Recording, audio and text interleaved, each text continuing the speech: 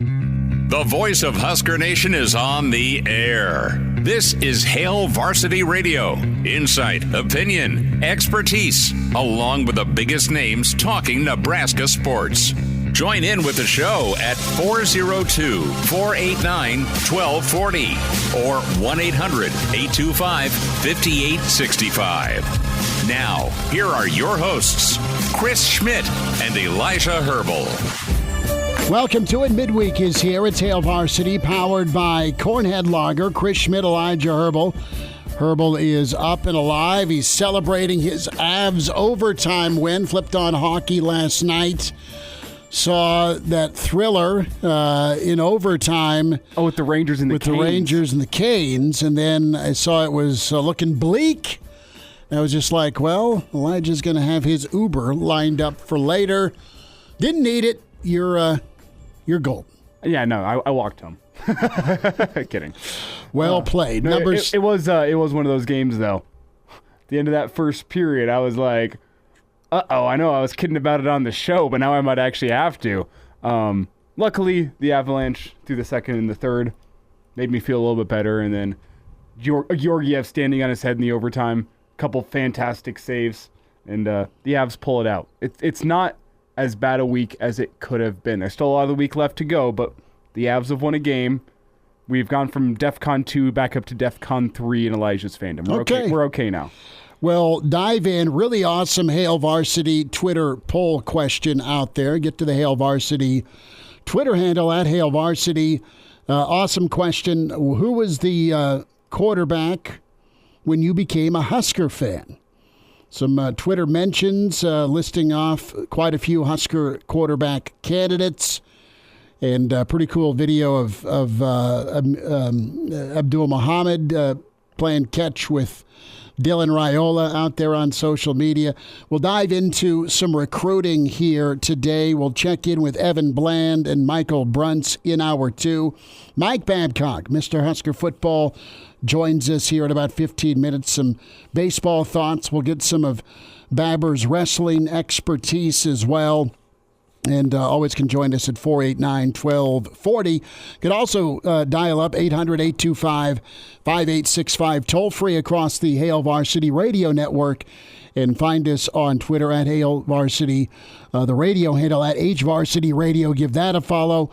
YouTube, where you can watch the show and jump into the stream, your comments that way. Like and subscribe to Hail Varsity YouTube and across our different social media platforms, AM 590, Omaha's ESPN, KFOR, Facebook and Twitter, Central Nebraska's Superstation, ESPN, and News Talk 900 in Columbus. So chew on that quarterback question for a moment. The quarterback for Nebraska when you became a Nebraska fan. Also, how about Power Rankings? They are out from Tom Fornelli from CBS. He has his Big Ten Power Rankings. Where does Nebraska fall? Not as high in a bad way on the list as you might think. Still kind of that middle tier. We'll explain. Let's get some shout-outs going. As KG is in, less words, more filling. Tuck is here. Tuck wants to fill up the chat, so I earned my paycheck today. Appreciate that, Tuck. Jeff Snitley is in third. Black Hills Brennan. Shane is here to round out the 5. Also, you have Jeff checking in. Brandon is here. Justin is in. And you also have the other Dave. The other Dave is here. So Jeff Snitley giving his Italian Runza review. Robert is in Northeast Nebraska, says boom. Ross is here. Ken E is in, as is Scott. Scott says give him Jerry Taggy. Scott was a early 70s Husker fan with Mr. Taggy. Hust for life. Grew up in the greatest era ever. That is Tommy Frazier. Chris says hi. Duck is here as well. Oh, Duck, Dennis Claridge. I think Duck, Dennis gave my wife braces 3 times during her teen years. Refrain from your comments about the over-under on how many times the kid has needed braces. So for us Gen Xers, what running back? That's a really good question. The other Dave says Mickey Joseph. Elijah, how about you? You're quite a bit younger than I am. You've seen a different era of Husker football. The era you've seen, a lot of it is when I started covering it. And so I'm interested in what quarterback you kind of pick here, because you've got a list of names. I don't believe you may have been alive, but probably don't remember the Crouch era. No, I don't remember the Crouch era at all.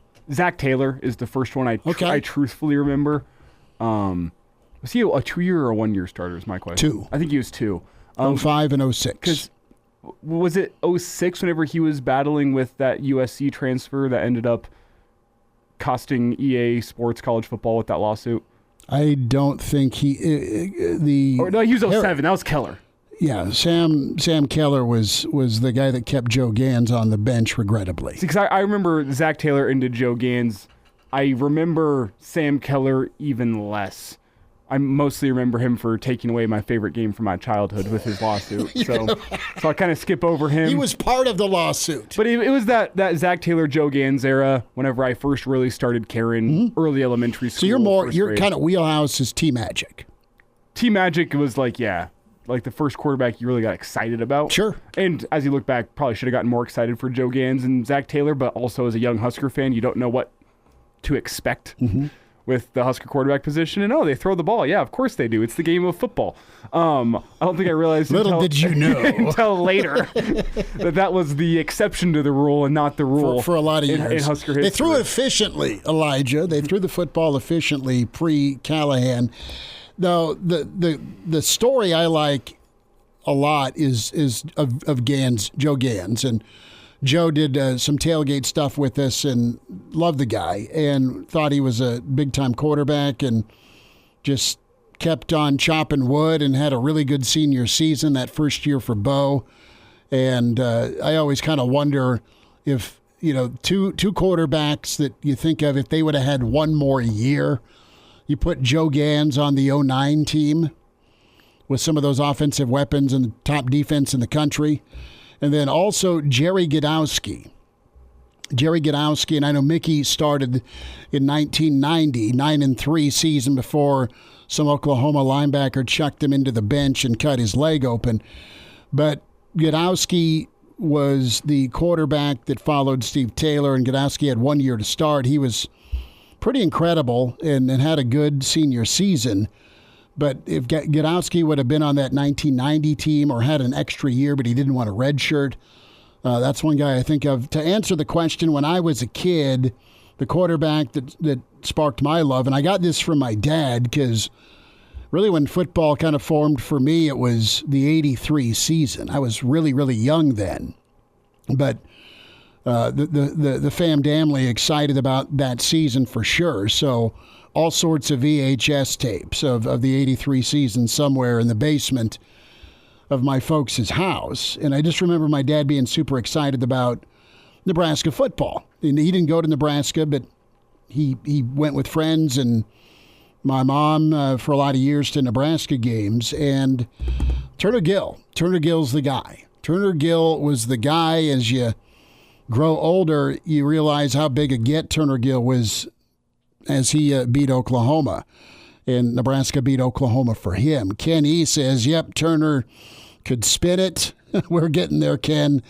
We are getting there, but Turner's the guy. So can keep your comments coming into the stream, Hail Varsity YouTube that way. Good recruiting weekend for Nebraska, and it's been a little bit slower for Nebraska last weekend with all the coaches on the road, but some guys that Nebraska looked to have in. NASCAR Eric has checked in as well. When we look at some of the names for Nebraska this weekend, Nicholas Clayton is a guy. He's an edge rusher out of Gainesville, Florida, that Nebraska's trying to get. You have Broderick Scholl, offensive tackle out of Oklahoma. And Nebraska in a race against Auburn for him.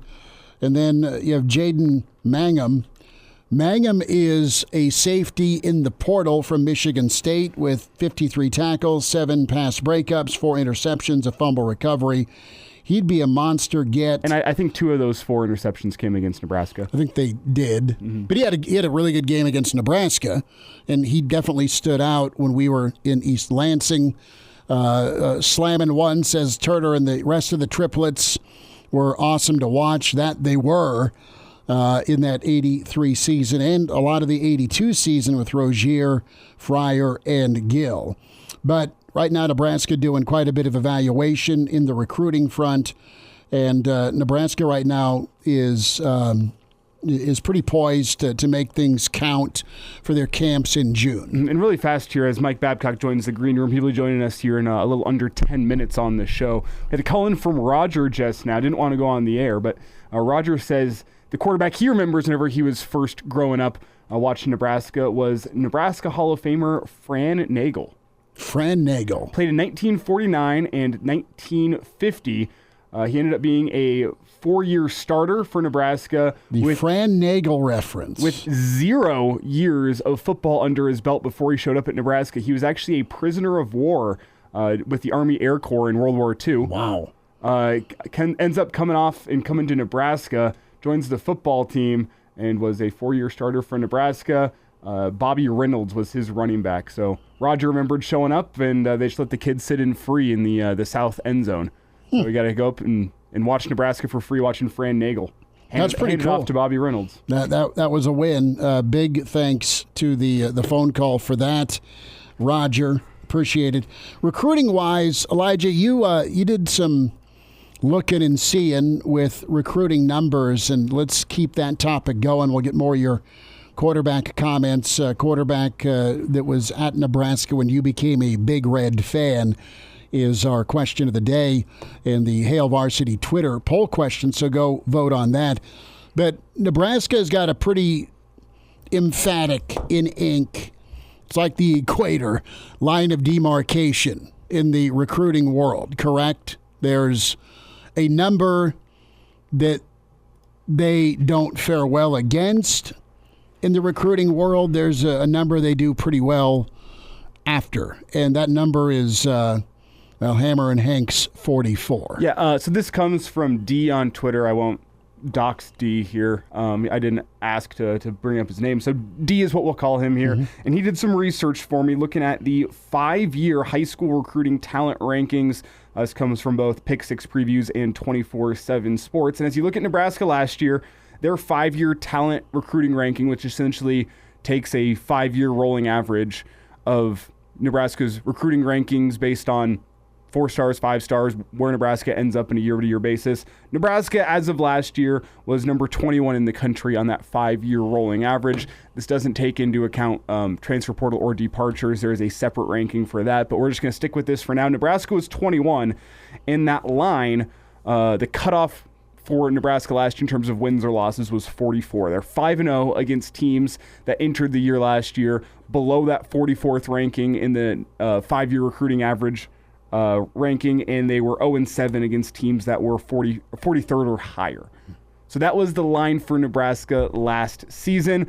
When you look at next season coming up, 8 schools that Nebraska has on their schedule next year. Could be 7 if you throw in the transfer portal rankings for Colorado, but 8 as it stands, just purely based on high school talent ranking, fall outside of that top 44. The only 4 teams on your schedule that fall inside that top 44 are Ohio State, Iowa, USC, and Wisconsin. And he says, to finish off the message, I hate to be drinking the Kool-Aid, but a dependable defense and a very manageable schedule definitely leads to optimism. Hey, and folks are loving the national buzz that we touched on earlier this week from Joel Klatt. And to be honest, I think Nebraska should be anywhere between 15 and 30. All right, year in, year out, recruiting ranking, portal gets, just add it together, give me an average. 21 is what they've brought in when we look at star power. The difference is this is the first year and forever in this portal era, and even before the portal. I mean, you look at all the guys that have been picked in the NFL draft the last 5 to 6 seasons. from an offensive standpoint, most of them didn't end their career in Lincoln. All right? You look at, first and foremost, Wandale. Okay? Wandale was a, third-round guy to Arizona. Didn't end his career in Lincoln. You look at, what was the guy? The wideout that was quarterback. Help me out here. I am absolutely blanking. The quarterback that played wideout at Rice that went in the third round. McCaffrey. I was going to say McCaffrey. I'm slow moving tonight. Sorry. But Mac ended up getting picked pretty high in the NFL draft. But again, didn't end his career in Lincoln. And for me, I look at some of the teams in Minnesota, Wisconsin, Iowa. Those three teams aren't always about the stars. Occasionally, if they get a 5 or a 4-star on one of the lines of scrimmage, and I'm thinking of Iowa historically, they've maybe crept into the mid-20s at best. At worst, they're in the 40s. Same with Northwestern. A lot of times they're in the 50s or 60s because of their academic standards. Then there's Wisconsin. They kind of fluctuate along with Minnesota in that 30 to 45. But they've kept kids in the program. They've developed folks. I think that's what's going to start happening with Nebraska. And now, back to Hail Varsity Radio. Back with you, it's Hail Varsity. We're powered by Cornhead Lager, Chris Schmidt, Elijah Herbel. We welcome in Mr. Husker Football with Mike Babcock from Hail Varsity. Hurrdat Sports at Mike B at hurrdatsports.com. Get his bi-weekly newsletter emailed to you. Cliff has checked in the stream. Cliff, keep fighting, brother. Cliff down in Florida says hi in the stream. Babbers, we've got a good Hail Varsity poll question. The quarterback, and folks have chimed in on Twitter. They've chimed in on the stream with the quarterback that was at Nebraska when they became a Big Red fan. What was your recollection from a buzz standpoint? Buzz about Gill, buzz about Frazier, and right now, buzz about Dylan Raiola. How do they compare? I think it's hard to compare them because we didn't have social media when you got the other two guys, when you got Gill and Frazier. I think that it's almost like in the 80s it's Gill, in the 90s it's Frazier kind of a thing. But I really think that Turner Gill was a critical get because Oklahoma, it came down to Nebraska and Oklahoma. If you look at the development of the option offense, it didn't begin with Turner. They were already doing it, but I think he was a pivotal guy in the development of that offense because he could be a passer or a runner, either one. I mean, he had that ability, and of course he, scoring explosion offense, he led that. But then you look at it, and Tommy Frazier is involved in 2 of the 3 national championships that Osborne had, although Brooke Berringer kind of took over things there in 94. But Frazier was someone, he had lots of interest from lots of schools, and it came down to Nebraska and Clemson and Colorado and Syracuse, and I'm going to forget the other one. Notre Dame. Okay. And he actually had made a commitment to Colorado, and when he got back from that trip, Colorado told him on the recruiting trip and said, hey, you need to make a decision here. And he was reluctant to do it, but he did. He committed to him. Then he gets home to Bradenton, Florida, and he gets a call from Colorado and says, we're going to use you at defensive back because we also signed this guy from Texas, Coy Detmer. And so he dumped that school. That was out, Colorado. And then Notre Dame had a returning starter in Rick Meyer. And he didn't want to go there. And he was told at Syracuse that he would redshirt his first year. and he had no interest in redshirting. So he comes to Nebraska, and then he doesn't start until the 5th or 6th game of his freshman year. And at one point there was talk with Osborne about the possibility that he might transfer because there had been a game or two there where he didn't get in, and it's like, wait a minute, even if I'm backup, how come I didn't get in? And then he finally gets the start, and then we know where things went from there. So that was a critical thing. Raiola we have to see what happens with him. What's interesting, I think that Syracuse team had Derek Graves at quarterback, and then they landed Donovan McNabb, who coulda, shoulda, woulda, ended up in Lincoln after Frazier instead of Frost, and Frosty might have been at safety. Who knows? But that's where Nebraska was at in that quarterback trajectory, where they went from Frazier to Frost, then to Crouch. I mean, it was a good run. A quarterback gets. Don't forget Bobby Newcomb. Well, Bobby was there too, but Bobby shifted. Bobby was super talented as well. But you could argue he's a get as well. Well, yeah, he was. But to have Crouch and Newcomb on the roster, that's a lot like Cam Newton and Tim Tebow down at Florida, like Urban had. Couple of big timers down there. The thing about Colorado, and I don't know that Barney'd share this story out loud, but I think a lot of the Colorado... As Schmidt goes and shares the story out loud. Well, I think a lot of the Colorado staff was absolutely shocked and blown away that they went and got Coy Detmer. I think the last people to know they were switching offenses from the I-bone or the option was McCartney's staff, because they were still recruiting guys to run that I-formation option offense. Oh, we're going to go take this Detmer kid out of San Antonio because we're going to go to a 3 wide out offense now.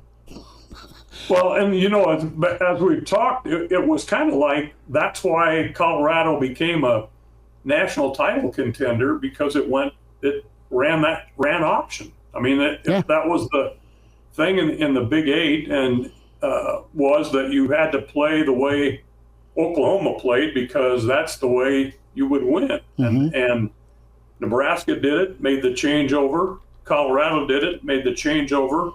Kansas State, when it had some success, we've mentioned this before, Michael Bishop, they ran option, and that's the way you needed to do it. So it probably was a bit of a shock that it's like, hey, we're going to change this offense from something that has been effective in this conference to something that there's some question about making that transition. McCartney did lose both his offensive coordinators, DiNardo and Barnett, to head jobs.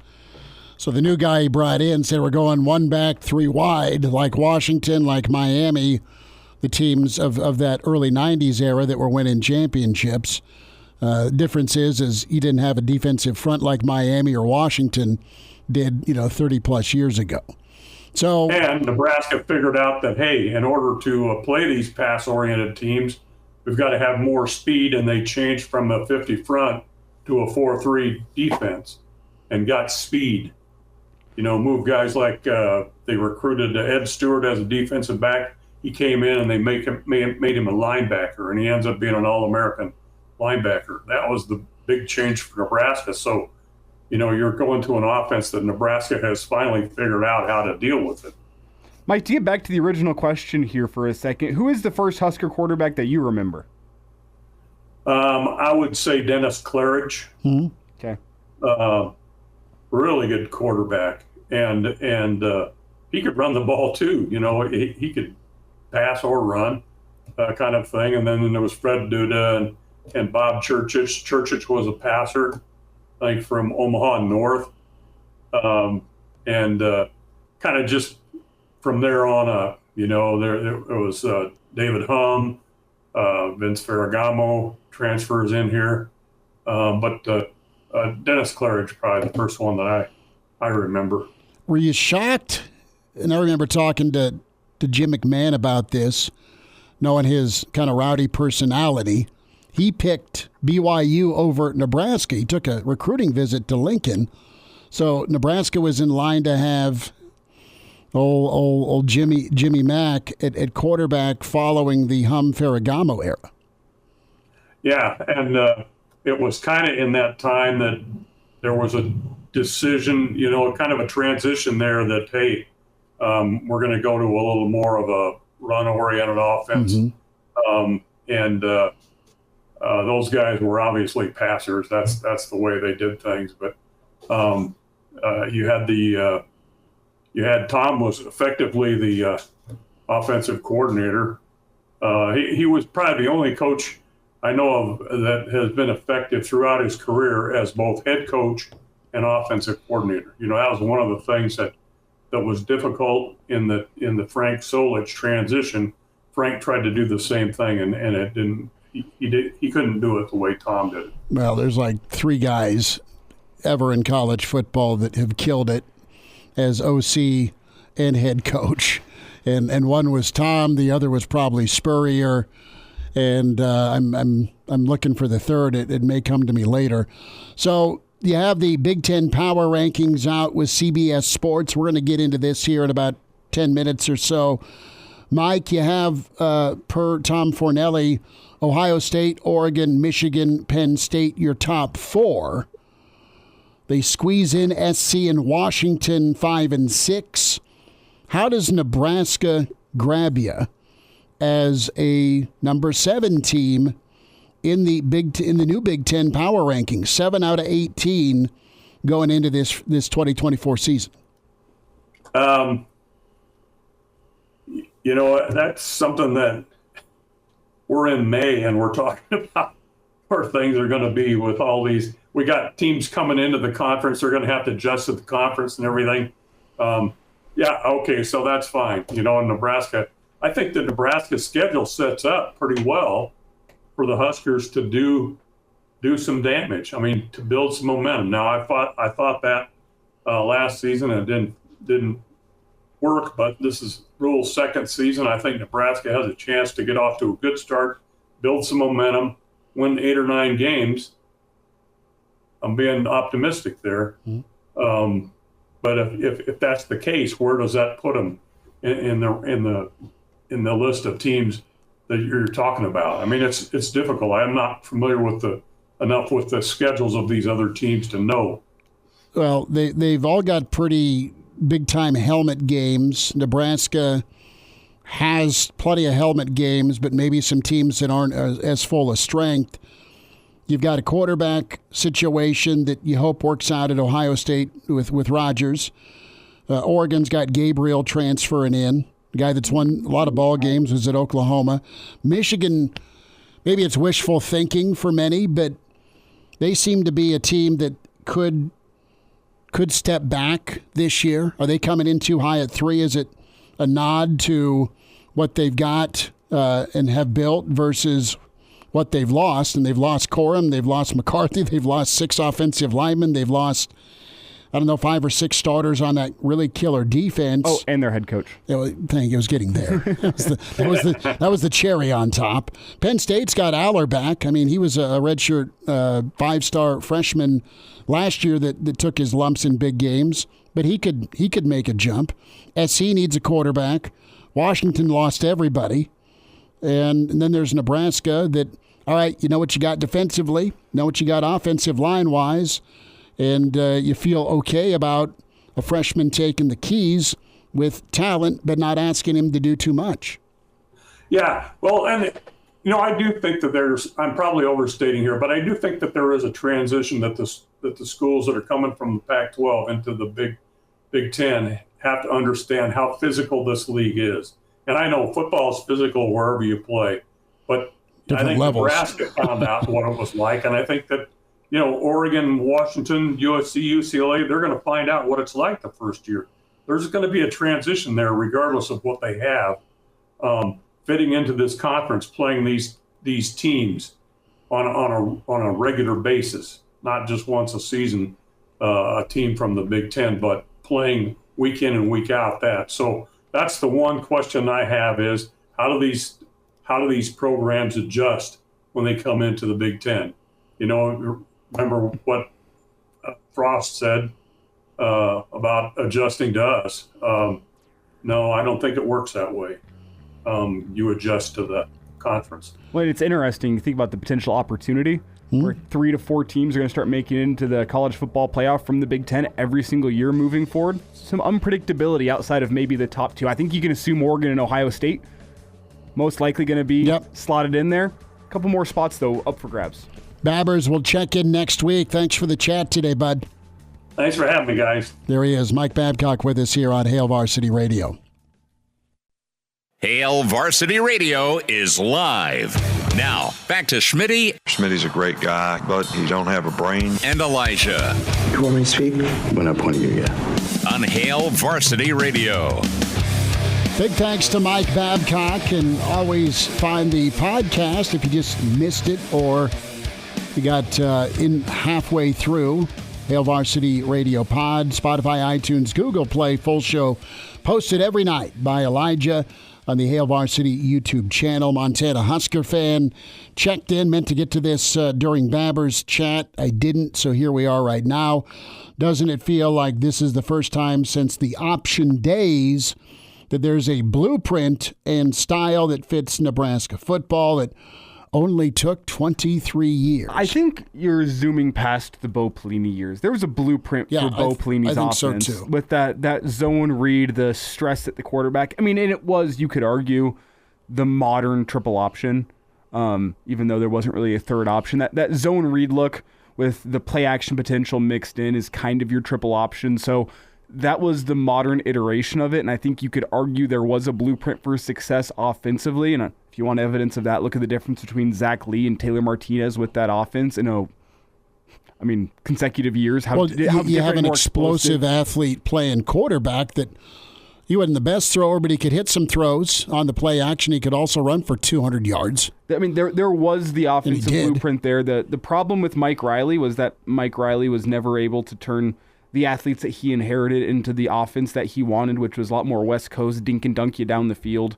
Was never able to fully execute his vision, his blueprint, because the players that Bo Pelini left him didn't quite fit it, and his recruiting never quite reached the level that you wanted it to. You didn't get a pro style passer. No. You had dual threat guys, and I'm not going to knock Tommy Armstrong's passing. I mean, are there better pure passers that have been at Nebraska? For sure, but Tommy was pretty good if you just asked him to do a little bit and not win the game with his arm. Because I think what made him special was his legs, and he had some big time games as well. So, I think there is the blueprint with what you want to do on offense, wanting to be physical, but quite honestly, how Nebraska is going to be they plan to be anyway, they want to be a tougher football team.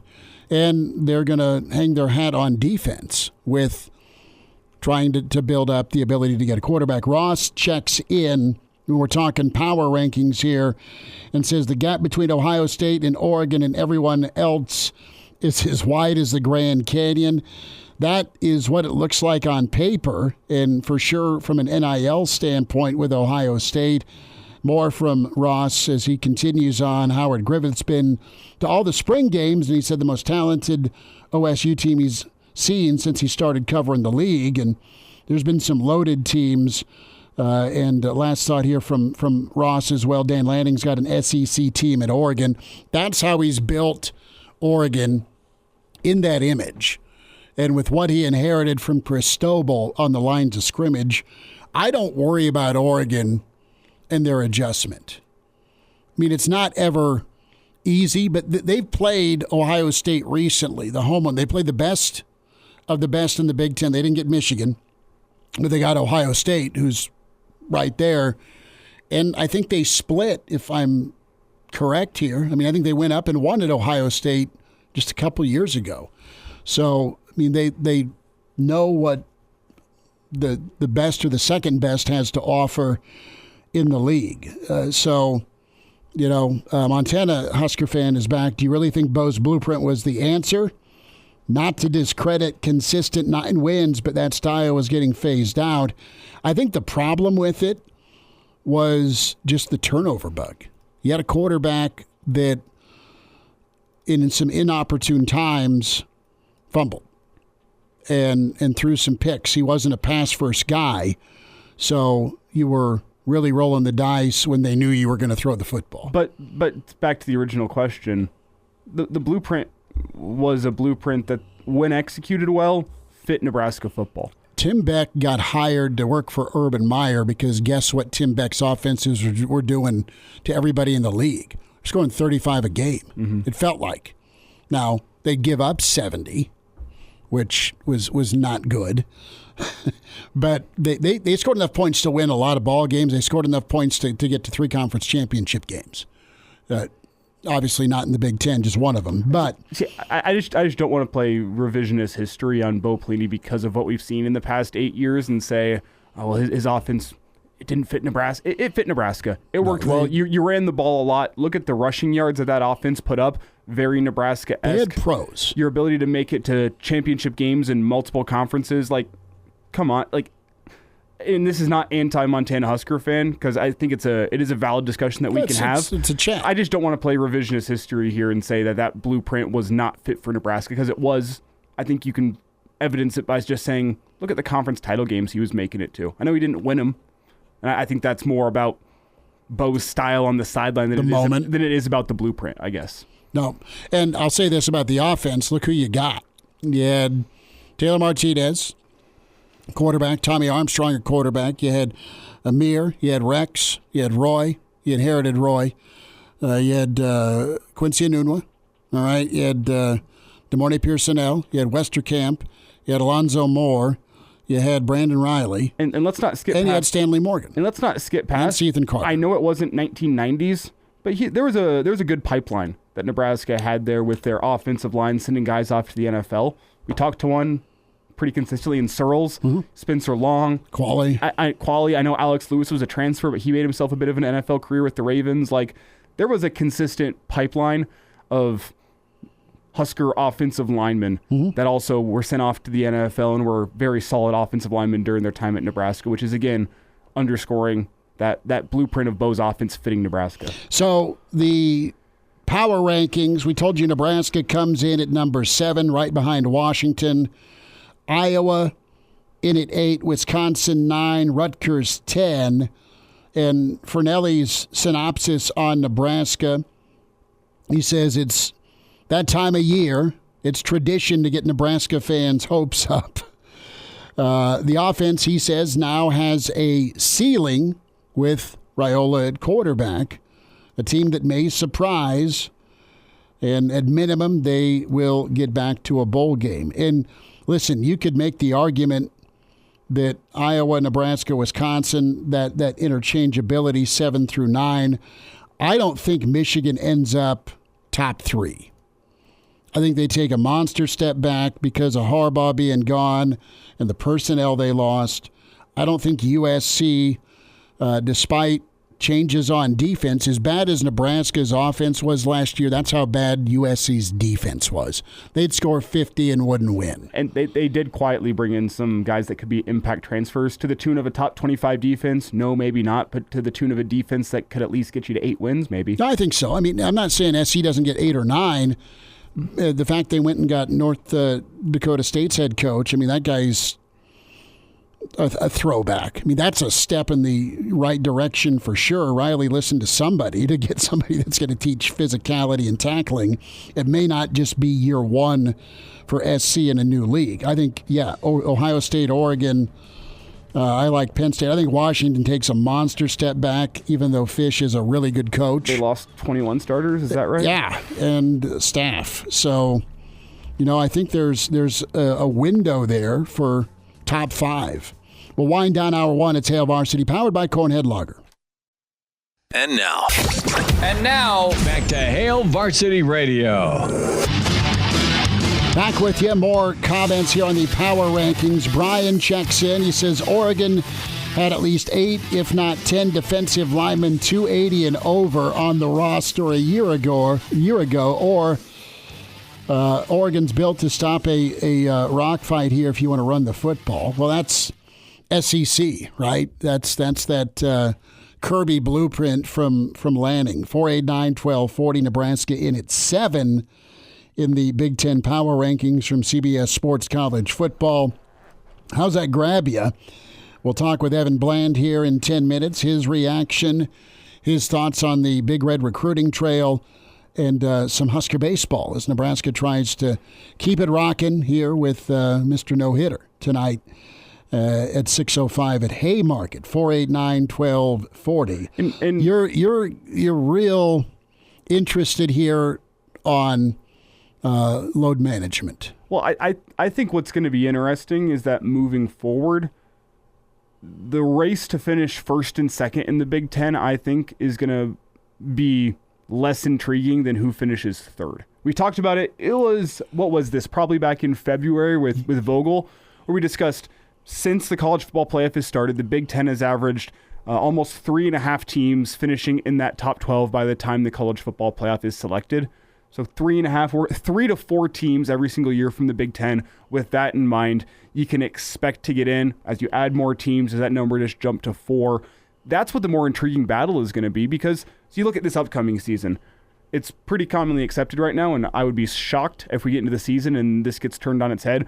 It's Oregon, Ohio State, and then kind of everybody else in the Big Ten. That's the feel. That's the vibe. That's the word. And let me ask the question: if those teams live up to their standard all year long, and let's say Ohio State goes undefeated this year, what is their incentive to go play in a Big Ten championship game?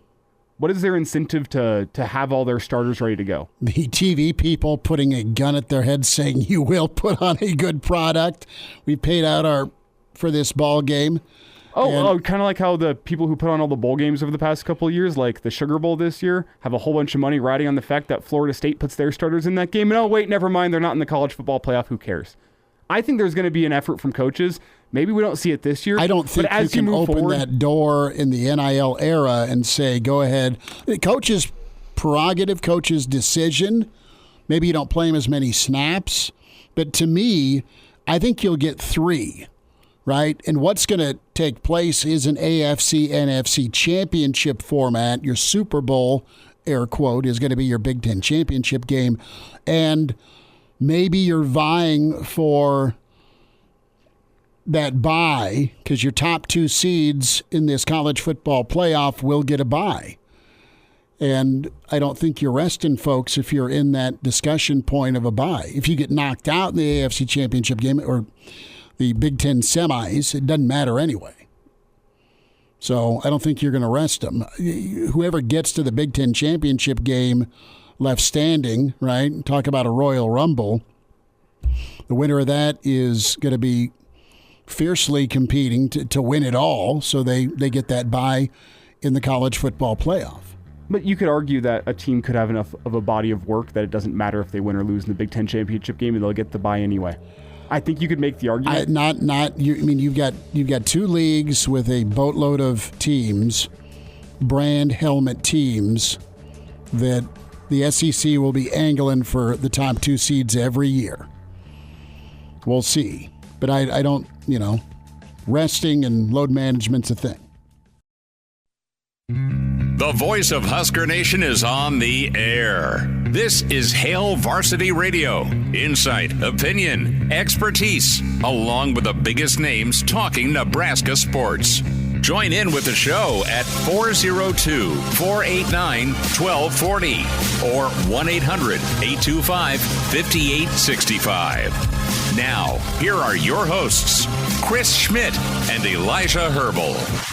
Back with you, it's Hour 2 at Hail Varsity. We're powered by Cornhead Lager. Trevor is in the stream, Tiger Shark Diver, and Doug is here. So is Evan Bland from the Omaha World Herald at Evan Bland OWH. That's where you can follow him, read him with the World Herald. Evan, how we doing? Doing great. How are you today? We're good, man. Enjoying the weather. Got a ball game tonight. Should be gorgeous weather at Haymarket. We'll get your thoughts on Brockett's second act here in just a moment. We've been chewing on the Big Ten power ratings that came out from CBS Sports, or the projected, I guess we can say, early May power rankings. And Nebraska comes in at 7 And I want to see how that grabs you here. Do you buy, and some of our stream listeners are saying, 4 through 18 or 5 through 18 rather, is going to be jumbled in your top 4, or you're going to be top 4. 1 is Ohio State, 2 Oregon, 3 Michigan, 4 Penn State, with SC and Washington 5 and 6, Nebraska in at 7. What's your initial response? You said Washington that high? Exactly. I don't know about that. No, I love the question, the old Ron Burgundy question mark in your voice. What, Washington at 7? No, yeah, Washington's in at 7. I think they'll find a way to a bowl game. I don't think they're knocking on number 6. Absolutely not. No, I think with what they lost and their depth issues, I wouldn't put them in the top half personally, with the turnover that they have. But I guess that's why these things are fun in May. Well, there's always the potential, Evan, that nobody was holding up that sign that said "Don't smoke crack while you make your Big Ten power rankings." That is possible. To go back to Ron Burgundy. Right. Thank you. Yeah. Didn't know it was illegal. Whatever. I guess it depends on what state these guys, compiled their rankings in. I don't know about Washington. I think Nebraska, that's probably about right. Maybe a little bit optimistic just because the track record isn't there, especially in an 18-team league. But, I think they addressed their glaring concern at quarterback in the offseason. You have a pretty good sense of what the defense is going to be. It looks like the process is sound with what Matt Rule has going on, and you see how little attrition there was in the transfer portal. I was doing this exercise recently too, guys. Like you try to go through position by position and figure what spots on the field are the strongest or which ones do you feel best about. I don't know about you guys, but I kind of look at both lines. Offensive line, defensive line is maybe the strongest, the most depth at those spots. And how long has it been since you could say that about Nebraska? So, I think that's a really strong place to start, especially in the Big Ten. Again, there's a lot of projection involved. Nebraska hasn't done it. It needs to prove it on the field, all the qualifiers. But it does feel like there's more stability, a sense of identity, and the schedule sets up relatively well for Nebraska too. So I think 7 in that range of 6 to 8 or 9 probably is about right for what Nebraska is at this moment. And you could argue the teams that are in that 5 through 8 range moving forward in the Big Ten could be the teams that barely missed out on a college football playoff if you assume that there's going to be 3 or 4 teams every year from the Big Ten making it into a 12-team playoff. How far away are you? It's a big question. Well, yeah, I mean, that's another whole conversation is the idea of winning 9 games, that. I think moving forward in the new reality of college football, that's going to have you in that playoff conversation, right? It used to be 9 wins was nice. You go to a good bowl game. You're probably not going to win your conference, but it's a good season. Now that's going to keep you in that conversation into December. So, I think the status of a 9-win season is going to go up. Whether Nebraska can achieve that or not remains to be seen. But again, there are a lot of positive indicators. This is hype season for sure, and Nebraska is right in the thick of that thing again. Evan Bland with us from the Omaha World Herald at Evan Bland OWH on Twitter, joining us here on Hail Varsity Radio. Scott is right. Michigan's schedule is brutal. I think they've got SC, they have Ohio State. Of course, they play Texas this year, and that's I don't have it all in front of me, but it's not easy, and you're losing. I think Michigan's too high at 3. I think they fall back with all they lost, including the head man. I think. How's Wisconsin grab you? Do you think they jump? Fickle's good. But it's just different there now. Yeah, I put them in the similar range to Nebraska, and we saw that on the field last year. Obviously, that was a close game, and they had some turnover. They'll have a new quarterback situation, and it's as you said, a much different vibe in Wisconsin now. More of the pass-heavy attack, less of the ground and pound that we've seen in the past. I haven't examined their schedule super closely, but I think that'll be interesting too to see who you see and who you miss. That's the other thing, right? They get Bama. Right. Yeah, I mean, in the non-con, that'll be significant. But, I think we also have to sort of prepare to evaluate these teams differently now that we're no longer in an East-West format. Where it used to be, I think Wisconsin could get a boost in a ranking like these because you just kind of assume and know, okay, they're going to play Purdue and Northwestern and whomever else. Now you don't know. Like, there's going to be more fluidity, I think, year to year. This idea that Wisconsin's a West contender is obsolete. It doesn't matter anymore. So, like, now you're viewing them through the lens of like a middle class, maybe upper middle class Big Ten football program. Like, that's where they are at this point. So yeah, I think it feels like, and maybe this is just because we're closer to Nebraska, but it feels like what Wisconsin has coming is a lot more uncertain than what Nebraska is preparing, just in terms of scheme and what it wants to be all about moving forward. Evan, as I look at the Big Ten Power Rankings, it feels like to me it's Ohio State and Oregon, those top two pretty unquestioned, and then everybody else. Who right now are you looking at as being that potential third team from the Big Ten that can make it into a college football playoff? I mean, I think if I was a Penn State fan, I'd be doing cartwheels at this new setup. Like, you're no longer under the thumb of Ohio State and Michigan every year. Like, you can play more of those West teams. That to me is the team. Like, your season doesn't come down to beating either of those two schools every year. You can fatten up, so to speak, on the other side of the ledger and win some of those games and be in contention for a top 2 or 3 spot by the end of the year. So I like the talent that Penn State has. I think James Franklin is still someone who can bust out out there at Penn State. Like, we just haven't seen it because of the way the format and the schedule is set up. So, like, I think that of all the teams in the old Big Ten, that's the one that's set to benefit the most. And I think you can look at, even if I'm not saying that Rutgers is the third best team, but I think you look at them too and see all the East teams that they miss. I think that all sets up for those teams to maybe rise a little bit further than people would be used to seeing from them. Let's go to baseball here, Evan, for a couple of minutes, and then we'll try and squeeze some recruiting in. But what do you think needs to happen? What do you think will happen tonight with Jackson Brockett against SDSU? It sure makes for an interesting midweek game tonight. Like, I don't know that there's a ton of intrigue otherwise. I mean, South Dakota State's the worst team in the Summit League in the standings right now. They can hit a little bit, but there's not much on the pitching side. So to me, it is all about, like, what does Jackson Brockett do for an encore? And if he gives you, 5 or 6 and strikes out 5 or 6 and gives you a quality outing, like, to me, that's notable not just for tonight, but for this next month, for what Nebraska wants to do, because at some point you're going to be in an elimination setting in the Big Ten tournament or in the NCAA tournament, and you're going to need to figure out who that third or fourth starter is going to be for you. And if Brockett indeed has found something from that no-hitter against Kansas State, maybe he's that guy. Maybe he's a trusted arm that they can rely on here for the stretch run. So that to me is what's interesting. How long can he go? Does he command his pitches again, limit his walks? Is the strikeout stuff still there? I mean, the curveball was really getting a lot of swing and misses last Wednesday.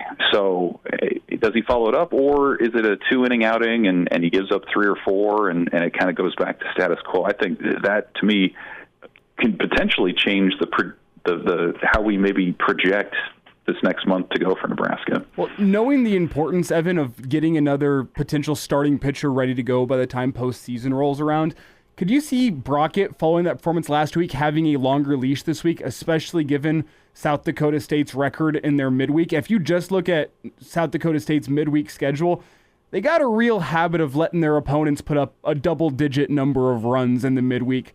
With that in mind, and understanding what your own offense is, would you give Brockett a little bit of a longer leash in hopes of getting him some more innings before a potential postseason run? Yeah, I think so. I mean, he hadn't thrown more than like 40 pitches in an outing until he threw 107 last week. So, yeah, I mean, maybe that's step one, is like, how does he hold up now a week later? Is he fresh still? Is he ready to go? Can he handle 5 or 6 innings and maybe 70 or 80 pitches? Hopefully for Nebraska, you would think the offense would give him some cushion to where you don't have to use a lot of high leverage arms. And then you look ahead to this weekend series against Indiana. Nebraska if at all possible, would love to avoid using some of its higher-end bullpen arms tonight. I mean, typically you want to maybe play these midweek games on Tuesday so they don't affect your conference games quite as much. So, yeah, I think in a lot of ways they'd love to see him go 5 or 6 and maybe re-enter that circle of trust for when the games take on even bigger meaning here coming up. Evan, let's go down the rotation right now. If you're jumping inside of Coach Childress's head, we know 1 and 2. Who's starting? Give me your 3, 4, and 5 arms right now at Nebraska.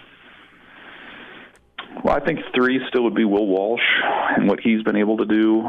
4, it might be Jackson Brockett right now, and just the way that he's pitched. And then 5, I'd probably go either Ty Horn or Drew Christo, kind of knowing that it'll probably be a little bit of a shorter outing and more of a bullpen situation. And heck, you might even make an argument at number 5 for Caleb Clark and what he's been able to do. He's had 4 or 5 pretty effective outings in a row. So I think if Brockett can show out again tonight, you feel pretty good about your top 4. And then after that, you can piece it together with Christo and Clark and Horn and some of your bullpen arms if you have to. As it stands right now, Evan, if there's a high leverage moment in a potential postseason run, let's say it's the Big Ten tournament semifinal, Nebraska's got a 1-run lead in the 8th, and there's a runner on 1st and 2nd. Do you think Nebraska's found the arm that they know 10 times out of 10 they're going to go to in that moment? Or maybe given right-left matchups, maybe 9 times out of 10. Yeah, I mean, they don't have the Spencer Schwellenbach from 2021 who comes in with like a half ERA and immaculate command. Like, you don't have that guy, but I do think you have 4 or 5 guys that, like you said, you can use pretty effectively in matchup situations. Kyle Perry, Kyle Freilich are 2 guys who have earned a lot of trust. If it were me, I think the first guy I might go to is Jalen Worthley and what he's been able to do. He's really found some command. His velocity's in that low to mid 90s. He can throw a few different pitches and create some deception. And so it's no coincidence he's been like their setup man, their 8th inning guy a lot of the season. Casey Dice is someone else you could throw in there, but I do think they've got a variety of arms like they haven't had in a while that can give you a couple strong innings. And again, if the offense isn't scoring 10 runs and if your starter isn't going 6 or 7, those guys are going to be really valuable here coming up. So I do think they have some options. But yeah, if you're giving me one guy, I think I'd go Worthley right now. And it's becoming a more popular answer. So I wonder how close that is to being fact as opposed to just a commonly held opinion. No, he's done well. He's done well.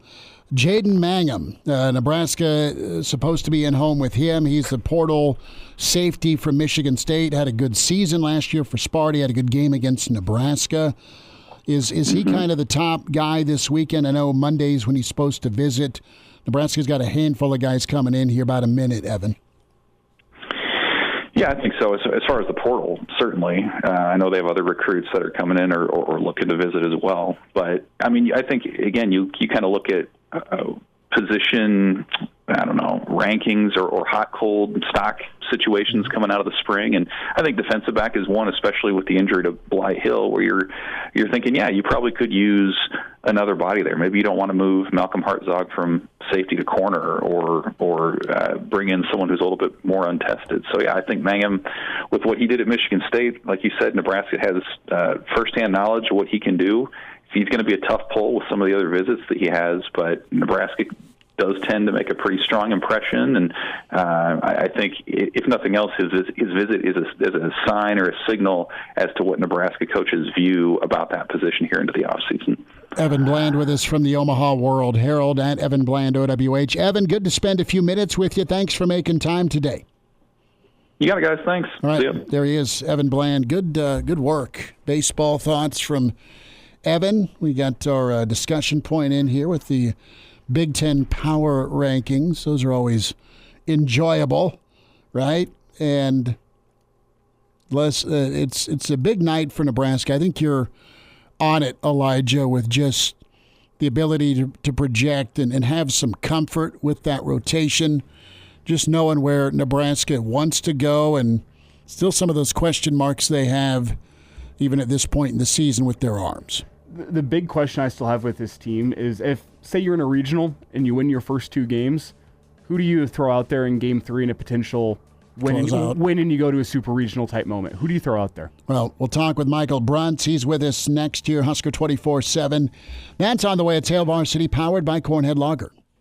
And now, back to Hail Varsity Radio. Back into it. Hail Varsity continues, powered by Cornhead Lager. Let's say hi to Michael Bruntz with 24/7 Sports. Husker 24/7 at Michael Bruntz on Twitter. True or false, you're out back on the patio with the unicorn swimming pool. Yeah, the unicorn pool has not been deployed today. It might be getting close to unicorn time though. So that I'll put out a unicorn warning when it's time. Do we need a unicorn warning for Jackson Brockett tonight? Well, I mean, if you follow up the first no-hitter or individual no-hitter in 70 years with another one, I suppose that probably deserves a unicorn warning. We'll see if he can do it. I probably wouldn't bet on it, but hey, why not? Baseball's a weird game, right? It is, but we'll start with some baseball and thoughts tonight with the Big Red. And I know midweeks have been a problem for them, but they've not been a problem for them against non-Power Fives, as they hate to be called. Yeah, I mean, it's a little bit different from last year. I mean, Nebraska actually started off pretty well in the midweeks and then kind of hit basically started the Creighton series, and that's when things really got kind of dicey. They really struggled against Creighton and Kansas, but you've got Jackson Brockett on the hill again tonight against South Dakota State. He's, basically after kind of getting off the milk carton last week with the no-hitter, he's got a chance to back it up a little bit. And it's an important start because, you guys know Nebraska has kind of struggled somewhat on Sundays. They've obviously struggled in the midweeks.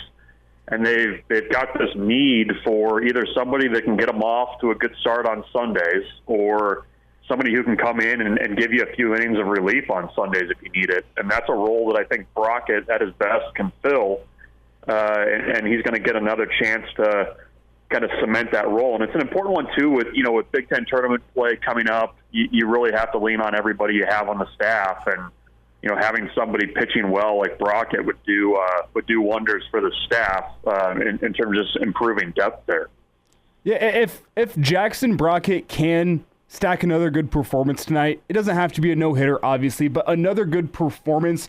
What does that mean, in your opinion, for Nebraska's postseason hopes? How does that change things if Nebraska does have a guy in Jackson Brockett that's feeling confident and playing his best baseball? It would be big. I mean, there's still work to do for Nebraska over these last 2 weekends. Sundays have been an issue, and that's where having somebody that can give you multiple innings is incredibly helpful in relief if you need it, or even, maybe he takes that starting job from Will Walsh, who knows? But as you kind of get into, Big Ten tournament play where you have to lean on everybody. You're going to have guys make starts that, maybe weren't normally your best 3 guys out there. And, Brockett's been throwing well of late. You've seen more of Caleb Clark, who is another guy that kind of fell by the wayside a little bit, but has put it together a little bit. And, those types of arms are really valuable in tournament play because sometimes you just need guys to eat innings and you need to give your offense a chance. And if those guys, those 2 in particular, Clark and Brockett on the left-hand side, if they can do that, that's huge. Bruntz, what's frightening about Indiana as we look to this weekend? Yeah, I mean, they're a team, I believe RPI-wise, in the 60s or 70s, somewhere in there. And they've got dudes. I mean, they're a 41 team last year. They've got good arms. They always, even going back to, when Kyle Schwarber was playing for Indiana, they just had guys that can hit. And, that always just kind of makes them a dangerous team. And if you kind of go back in the history between these 2 teams since Nebraska's been in the Big Ten, they've always been competitive games. They've always, you hesitate to call it a rivalry, but it's kind of had that type of back and forth to it. So, it's going to be a tough one. And, you know, kind of the last 2 weekends with the Big Ten schedule, the way that they shook out, I don't know if they intended to do this or just, you know, by some stroke of luck. But basically everybody in the top 6 in the conference standings right now plays each other over the final 2 weekends. So there's a ton of drama left. If you struggle on a weekend, I mean, you can go from being second place in the conference down to 4th or 5th if you're not focused. So that's the challenge ahead for Nebraska and making sure that they kind of continue to stack up the weekend wins like they have so far this season. Do you think that a Big Ten regular season title will be enough for Nebraska to potentially host a regional? Based on my own eye test, I look at some other teams in college baseball in America and I say, man, I'm not sure Nebraska deserves to host a regional. But then you look at the RPI and the schedule and Nebraska's body of work and you say, oh, okay, maybe coming out of the Big Ten, it could be possible. Is the Big Ten regular season title what is needed? It would help. I also think you'd have to make a pretty deep run in the tournament. I mean, if you just kind of look at where things stack up right now for Nebraska, I mean, let's say you just finish out. Let's say you win the last 2 series and you go into the tournament pretty strong. I mean, I still think you're going to be challenged to get into that top 16 RPI conversation. There's not much ground to be made up for Nebraska out there right now, RPI wise. Which, I mean, that's kind of the rub is you play so well early in the season, and then you really have to thread the needle pretty well during Big Ten play just because there aren't a lot of other high RPI type teams. And this is where, you know, beating Creighton in the midweeks would help you a little bit. But I think they're going to be challenged to host unless they really go on a run here and win a lot of games. I mean, they're at the 30-win mark right now. I think you probably have to get to 40 somehow by the end of the Big Ten tournament to even kind of be in that conversation, because I think there's a strong chance that they probably finish somewhere in like the low 20s, which would be good enough for a really strong number 2 seed somewhere. I just think it's such a challenge for Big Ten teams to get into that hosting conversation. I mean, Nebraska's done pretty well for itself to be in that conversation still at this point in the season, to be honest. Michael Bruntz with us, Hail Varsity Radio. Michael Bruntz, of course, with Nebraska 24/7. And follow Bruntsy on Twitter at Michael Bruntz. Some football thoughts. What's your assessment of Nebraska's recruiting prowess here this spring and as they look to get heavy into camp time this summer? How do you think the recruiting trail's been for Nebraska? I know big weekend for visitors. Yeah, right now, you know, Nebraska's kind of in the evaluation part of things. You know, they've kind of taken the approach that they're going to go out in groups of assistant coaches. You saw 10 assistants at Millard South to see Chase Lofton. There were 10 assistants at Omaha West Side to see Christian Jones. Those are 2 of the top guys left on their board, and obviously both in-state guys. So Nebraska's trying to lock up the borders there. You know, for official visitors, it's going to be a little bit quiet in May. You've got a couple slated to come in this weekend. Broderick Scholl out of Oklahoma, the big offensive tackle, being another one. This is going to be a second visit to Nebraska within a month. So that was a good one for Nebraska to get a return trip from him. But, you know, things really kind of start heating up once you hit June 1st. That's when camp season starts rolling. You've got a ton of guys that have set up official visits for June. It's going to be an extremely busy month as they kind of get to that dead period in July. So, you know, the things that I look for over the next month or so, obviously the official visit piece of it. I think the staff is always going to try to mine those camps for any under-the-radar guys, any guys that are, you know, if somebody shows up and runs a 4.4, Nebraska's going to be very interested in kind of what that looks like long term. So it's an important time, and even, you know, you saw the camp that they had last year with JUCOs and post-grads. It got them James Williams, who was, you know, really good for Nebraska last year as a situational pass rusher. So there's a ton left before they kind of get to that summer break, and a lot of work to do there. Michael, do you subscribe to the notion that you can't truly start building your class and finishing it out until you have that quarterback in the boat? And I asked that with a lot of news out there about TJ Lateef maybe being a Nebraska lean as it currently stands. Do you subscribe to that notion, though? I think it helps. I mean, I think naturally you kind of have When you have a quarterback in the class, you kind of have that one guy that, players can kind of coalesce around in that class. Sometimes that guy personality-wise maybe doesn't want that role, but I think anytime you have that kind of set up, it does help your efforts a little bit more, because you can go to skill position players and say, hey, this is the guy who's going to be throwing you passes at some point. I think, the other thing that I think has kind of helped the recruiting efforts, frankly, is Dylan Raiola.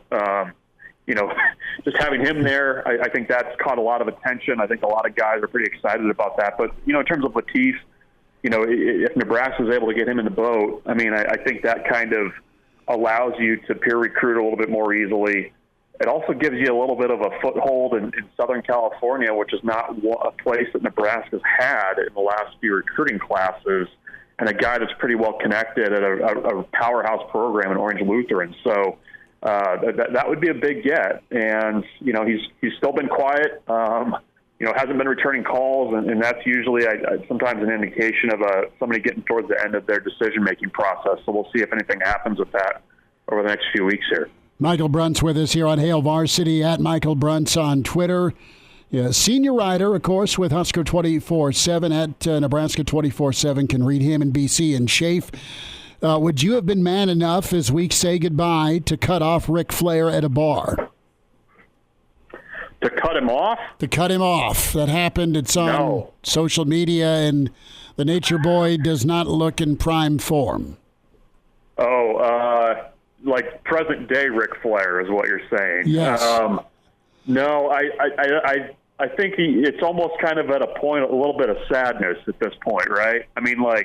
Peak 1980s Ric Flair, there's no way you're cutting him off by any means. But, that's you kind of got to now, I think. It just from watching the documentaries and stuff, it's kind of sad to watch the way that things have kind of gone that way there.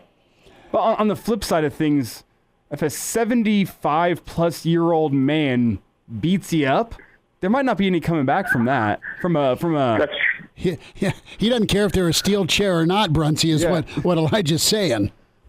Yeah, no, I get it. I see what you're saying. I don't know, though. You saw some of those thunderous chops he used to deliver back in the day, the big chest slaps. I bet he could probably still wind up and give you one nowadays if he wanted to. I'll pass, but that's food for thought. I will say, among the debilitating shots I think of, a chest slap is not near the top of my list. They were loud. Oh, I know. They were so good. They were bad. The old styling and profiling, Michael Bruntz. Bruntsy, thanks for the time today. Sounds good. Thanks, guys. Take care. Good to hear from Bruntsy as Moonbot7 checks in, clarifying our ongoing Wade Boggs discussion. Always Suddy said 50 beers, not 102.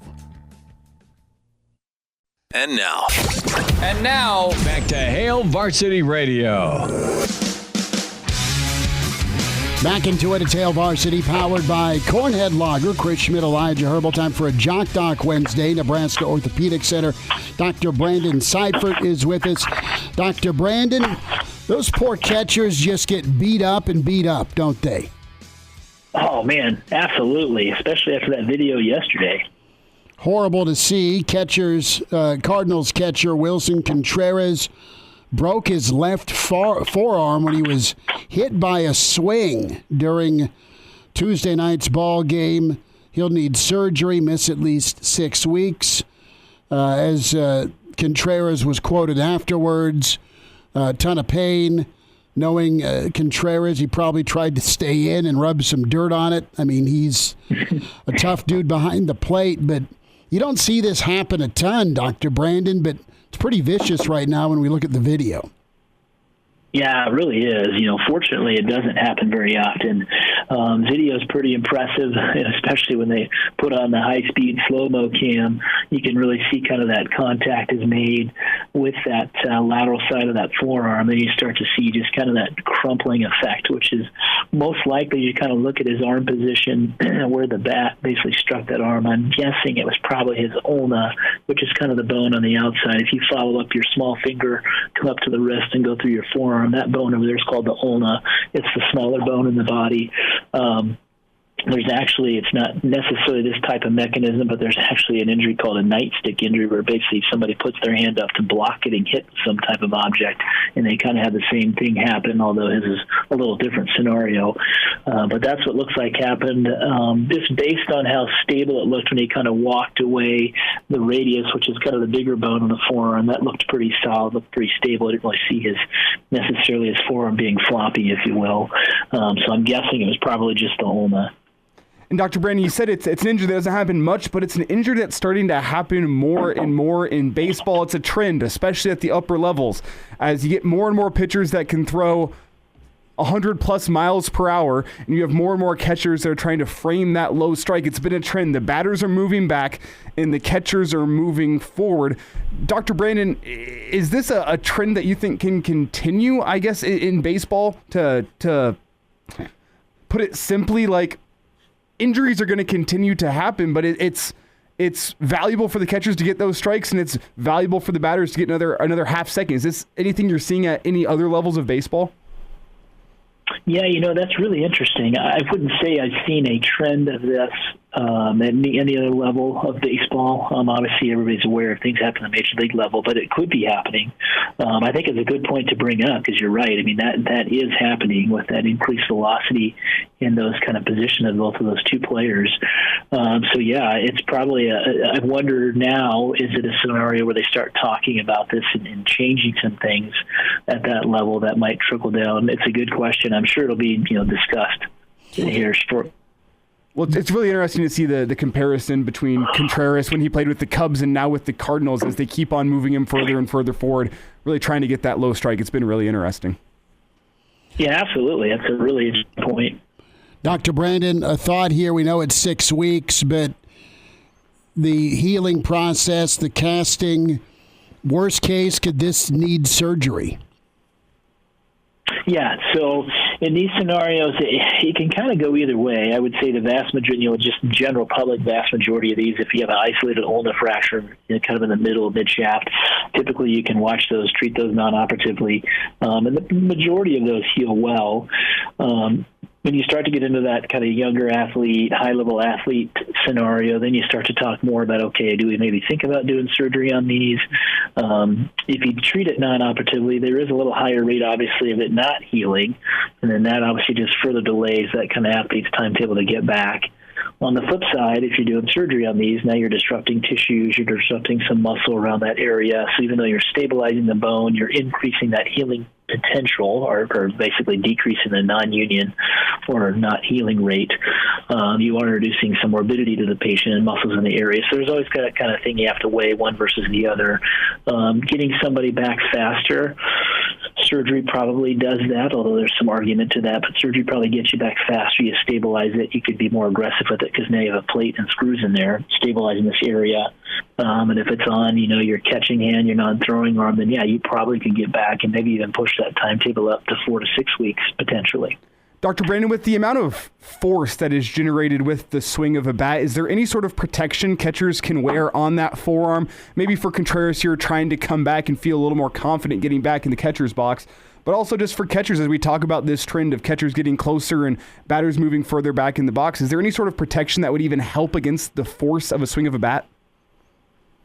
You sure could. If he has, one of those, like some kind of carbon fiber shell of sorts over that area. You think about some of those little guards that people put on their shin to watch out for like foul balls being tipped off there. You could think about something like that. Obviously, the big issue there is just the ergonomics of it. Can you still catch appropriately? Do you still have appropriate, elbow and wrist range of motion that you can get your arm where you need to with the catching involved? And so that'd be the big question mark. But you probably could fit some type of carbon fiber, prosthesis over that area that would have protected him from having the fracture. From a power standpoint, how does this affect his batting strength and pop-wise when he comes back? Yeah, I think it impacts him early, but as I look at him long-term, these do great. He'll heal this fine. He'll get back doing all the stuff he wants to do. But I would say early on, maybe that first 2 or 3 months, he might be different in terms of that power generated. Obviously, if he takes one off the hand, it's not going to feel good the first 6-8 weeks at least when he comes back. Is there risk of re-injury? So should he get hit again in that spot? You talked about the plate and the screws. How much more protection does that add as a guy who's recovering from this injury, getting back into the catcher's box? Is the re-injury risk there? Should he get hit again? Yeah, so re-injury risk is still there. If you put a plate and screws in there, you obviously strengthen that area, and so the re-injury risk is a little less. Okay, but typically those plates are pretty robust. So usually, if somebody's going to have kind of a re-injury to that area, it usually is maybe around the tip of the plate or around the tip of the screw. You'll kind of break. That's kind of a weak point. And so right kind of where that plate and bone kind of interface at the end, that's a weak spot. And so that would be where you would see it if he had a pretty good trauma. But it would take a pretty good effort and trauma to, re-break that. Dr. Brandon Seifert's with us, Nebraska Orthopedic Center at Jock Doc Wednesday. And tough injury to Cards catcher Willson Contreras. Got hit as he was on the outside part of the plate. And that mid-arm region, that ulna region, and out at least 6 weeks. Dr. Brandon will run you down again. Thanks for the info today. Okay, fellas. You guys take care. Good to spend time with Dr. Brandon Seifert, Nebraska Orthopedic Center at Jock Doc Wednesday. News out on Twitter, Alvarez Crawford. And by Alvarez, Canelo. Canelo, yes. Alvarez is a common name. Let's lay that It out. is, but there's not a lot. That's the fight we've been hoping and wanting for a while. Bud potentially eyeing December or January. What do you think? Elijah's house for it? It's the first time I've heard a Bud Crawford fight get announced where I go, ooh, I don't know. Every other time a Bud Crawford fight gets announced, I go, Bud's got that one in the bag. Canelo's the first one. First off, he'd get his bag. It'd be a great last fight to end on win or lose. Mm-hmm. But it's the first one that makes me go, I don't know. I go out that way. He's as good as it gets. We'll wind down a Wednesday at Hail Varsity, powered by Cornhead Lager. And now, back to Hail Varsity Radio. One final time, Hail Varsity, powered by Cornhead Lager, Chris Schmidt, Elijah Herbel. Big stuff today. Thanks so much to Mike Babcock, of course, in Hour 1. Spotify, iTunes, Google Play for the Hail Varsity Radio podcast. Like and subscribe. The audio version, tell us what you think. Give us feedback and a rating. Appreciate that, good, bad, or ugly. So like and subscribe the Hail Varsity YouTube channel. That's one way to watch the show. Also follow Hail Varsity Radio Twitter at HVarsity Radio, where you can follow that. Reminder to get buckled up. Use your seatbelt. It saves lives, prevents injuries only if properly worn. Make it click. A message from the NDOT Highway Safety Office. Big thanks to Evan Bland and Michael Bruntz in Hour 2 and Dr. Brandon. Tomorrow, we'll run down Brandon Vogel. Excited to talk with him from Counter Reed. We'll check in with Gary Barnett and longtime man around Nebraska football, Ron Brown, going to join us. So talk with Coach Brown and get his thoughts on a lot of things. Are you ready for a steak and a beer bet? God, no. Yes. I'll do it. This is being thrown at me at 5:54 with 2 minutes and 50 seconds remaining. Pacers Knicks game 2 minus 4.5 New York. Or do you not care? No, I do. My buddy Jacob's a big Knicks fan, and it's good to see. We all knew the Knicks fan growing up, and it's good and to you see. Felt bad for him. It's good to see both the Rangers and the Knicks. There's a life in New York City at this time of year. It'd be incredible to be in New York in spring right now. Which we haven't said that in 30 years. Probably since Ewing. Ewing or Messier. Yeah. So 30. That in mind, give me the Knicks to take a 2-0 lead. I don't know if they cover 4.5 though. I think they win. It was 4 in game 1. Pacers are just scrappy. They are. Give me the Knicks to cover 4.5. Okay. You take the Pacers? I'll take the Pacers. Well, that means the Pacers are going to cover 4.5. I'll be glad to take Indy and the points. So yeah, I can get down with the Knicks to cover 4.5. But the problem is by picking first, I've screwed over my pick. This is the tried and true tradition on Hail Varsity Radio. Mm-hmm. Whoever picks first is always wrong. So if anyone's headed down to the sports book as you listen to this show, I think the Pacers are a good look tonight, but I'm going to stick with my Knicks. My Knicks now, 4.5. for tonight. So does Brunson equal what he did in game one? I mean, he was incredibly efficient, 14 to 26 for 43. I mean, 4 straight games scoring 40 points for Jalen Brunson. That's awesome. It's ridiculous. That's what it is. If you would have asked me 2 years ago if I thought Jalen Brunson would have been one of the best players in the league come spring of 2024, I would have said hell no. But that's what he's proven himself right now. He's been fantastic in the postseason. I think that run continues. I'm not sure if he gets to 40 tonight, but he definitely gets his. It's just, at this point with how he's playing, it's a pick your poison type thing with Jalen Brunson. He's going to get his. It's how does he get his? But the Knicks have been damn near unbeatable. A name that we haven't mentioned because Brunson's been on a heater. OG Anunoby. Mm-hmm. They're winning. What are they, like 28-4 since OG Anunoby's they traded for him and he's been in the lineup. Something ridiculous like that. So I'm going to roll with the Knicks. Thanks for tuning in. Check out, again, the podcast or the rewind, and find us on AM 590, Omaha's ESPN, for sure, on Twitter, KFOR, Facebook, and Twitter, Central Nebraska Superstation, and our friends up at News Talk 900 in Columbus. Big one tomorrow, big one today. Thanks for checking in with Hail Varsity, powered by Cornhead Lager.